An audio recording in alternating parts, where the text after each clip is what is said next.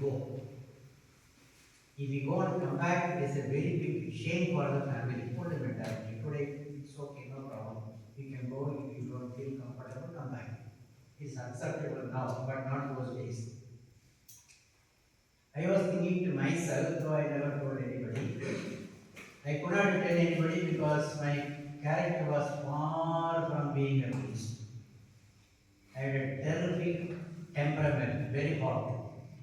Because that one I used to avoid talking to others, not relating to others because of that. And everybody knew that. In 1972, I was class 11. Those days, school was up to class 11. Today, we are having up to class 10, not school. Those days, it was class 11. The headmaster called all the parents of class 11 students. We were 86 students, 43, 2 sections. He said it was sometimes in December, the month of December. Final exam will be 23 March. So all the parents were told to come to the school. Near my village, my house is 6 kilometers away from the school. 11 years I walked 6 kilometers in the morning, 6 in the evening. All the 11 years. And there are boys also still farther away from my house. So some 7-8 Hindus from nearby villages, they came to my house with their parents because father is calling, so they wanted to know why and how, so they came to my house, our house. They talked with my father. My father said, yes, we'll go to meet them, some food instruction they may give. So we all went. So they started with roll number 1 calling. The principal was a headmaster, a priest. The headmaster was a college brother. Both are intelligent and capable, very good teachers. And 5-6 other teachers nearby, local teachers, and most of them were my uncles again, those teachers.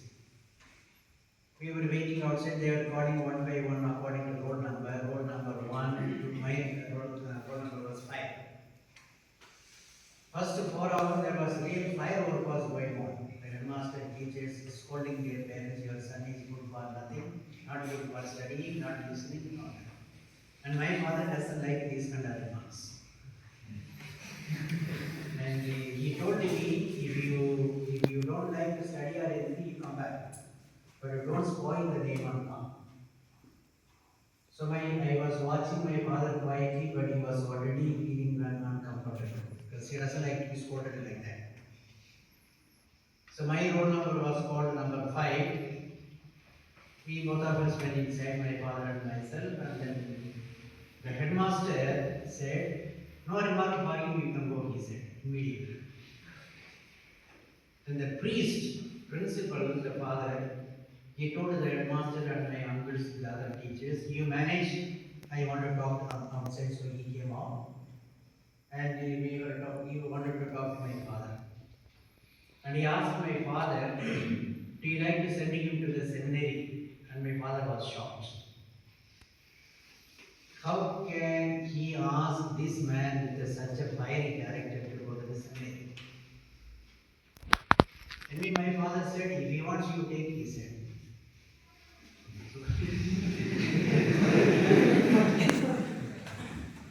So he asked me, do you like? I said yes. When I said yes, my father was shocked more.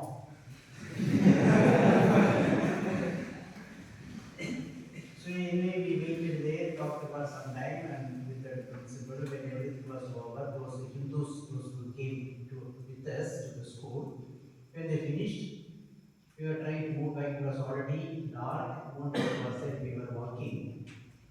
And when we were walking, my father was telling the other Hindus, my son has got such a fiery temperament, hot-tempered man, and he is going to seminary, like that. Anyway, what is there? They were talking among themselves, I was listening. When we went to home, we reached home around 8:30, 9 o'clock at night. My father told at home, the principal has got a very good impression about him, and he wants him to go to the seminary, and he said, yes, he will go. And to him, all were shocked. shocked again.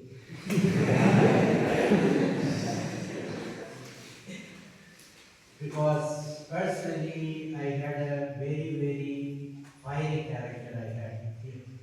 What you are seeing me is not my real self. Such a temperament I had those younger days. Only by the grace of God, so far I have come. And so when we came to the house, the village people were also shocked. They asked, "Hey, are you going to seminary really? Will you stay there or will you come? Will you fight there?"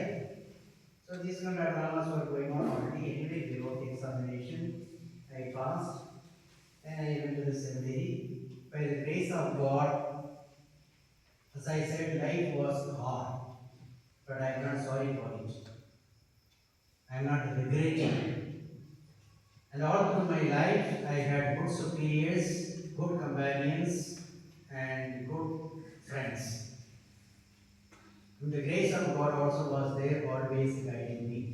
I had a very, very hard situation. I don't think there is anybody underwent so many problems and difficulties that I underwent. But I was not, as I said, I am not sorry for it. So many times threatened and attacked and things kind of things alone I had to manage. Those kind of difficulties were there. I lived in most of the places long, long years. After my ordination, I was in Sanapati 5 years with Father Ahmed.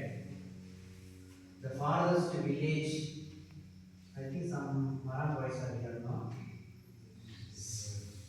who are there. It was 96 kilometers. 2 days walk. In 5 years, I have walked more than 26 times up and down. Visiting villages. We had around 40, 50 villages. Some of them we know. You were not born when I was there, no? This and so things of that kind. I was in Mon for 22 years, Salesian College 5 years, Kapon 6 years, Tinsukia 1 year, now I am here. In all the places, as I said repeatedly, life will be hard.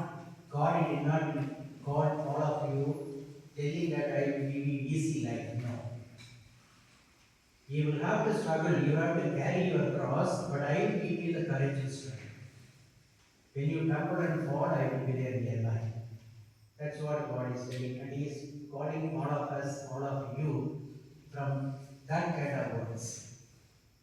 When He called you, Trombosco used to say, it is Our Lady who brought, who is coming anybody to the Salesian house, is brought by Our Lady, Trombosco used to say. You are not to come by yourself here. Our Lady has guided you, she has brought you here. If you have the grace, if you have the willingness, if you have the docility, happiness to obey what God tells you, even though you may be having even a worse character than myself, still God will bless you. That's the lesson that I learned. If I can,